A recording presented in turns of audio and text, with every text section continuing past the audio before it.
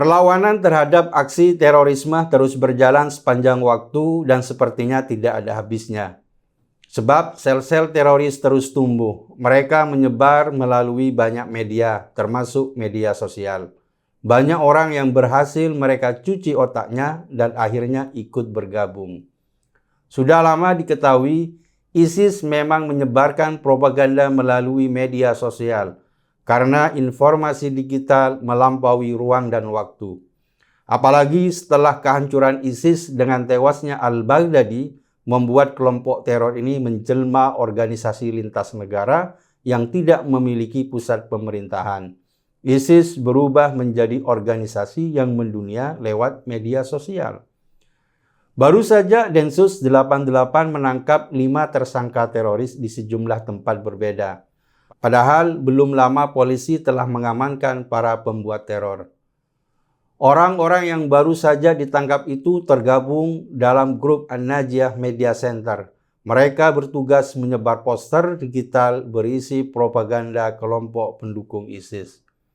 Konten yang disebar di medsos itu bertujuan untuk membangkitkan semangat jihad, sehingga orang yang melihat konten tersebut terpicu untuk melakukan jihad amaliyah. Di media sosial memang sering kita temui konten yang berisi ajaran radikal. Memang kadar radikalismenya beragam. Beberapa konten yang berisi kebencian dan niat melakukan kekerasan menjadi pintu masuknya.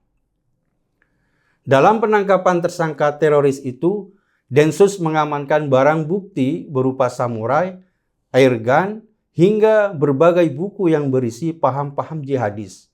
Penangkapan itu merupakan puncak dari pengintaian yang telah lama dilakukan oleh polisi.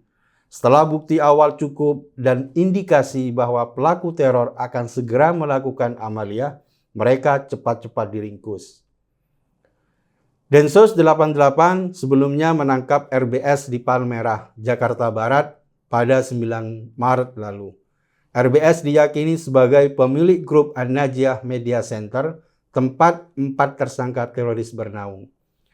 Dari hasil pemeriksaan, diketahui bahwa RBS merupakan pendukung Daulah Islamiyah ISIS. Kemudian pengembangan kasus dilakukan dan aparat menangkap 4 teroris lain. Keempat tersangka teroris lainnya itu ditangkap secara terpisah, yaitu di Kabupaten Kendal, Jakarta Barat, Lampung, dan Tangerang Selatan. Penangkapan itu dilakukan dalam sejak tanggal 9 sampai 15 Maret 2022. Fakta ditangkapnya terduga teroris yang beroperasi menyebarkan pahamnya di media sosial itu tentu meresahkan. Karena selama ini banyak orang berpikir teroris hanya bergerak di pengajian-pengajian tertutup untuk merekrut anggota. Kita harus mengakui, pesan-pesan yang bermuatan radikalisme mudah diperoleh dari situs online dan media sosial. Anak-anak muda menjadi radikal atau bahkan bergabung dengan kelompok militan melalui ajakan di media sosial. Terorisme tidak lahir begitu saja dari kekosongan. Tidak ada cerita tiba-tiba seseorang berubah menjadi teroris tanpa proses. Tapi teroris berawal dari perilaku intoleran. Sikap ingin menang sendiri dan menganggap yang lain tidak penting. Kemudian fase selanjutnya adalah menjadi radikal. Seseorang yang terus-menerus mengonsumsi asupan radikal lama-lama menjadi sangat fanatik dan menganggap orang lain salah. Kegemaran menyalahkan dan mengkafirkan orang lain merupakan tanda seseorang dalam pengaruh radikalisme akut.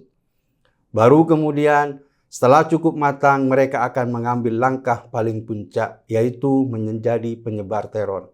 Menganggap bahwa dirinya berhak merenggut nyawa orang lain karena merasa mendapat mandat dari Tuhan.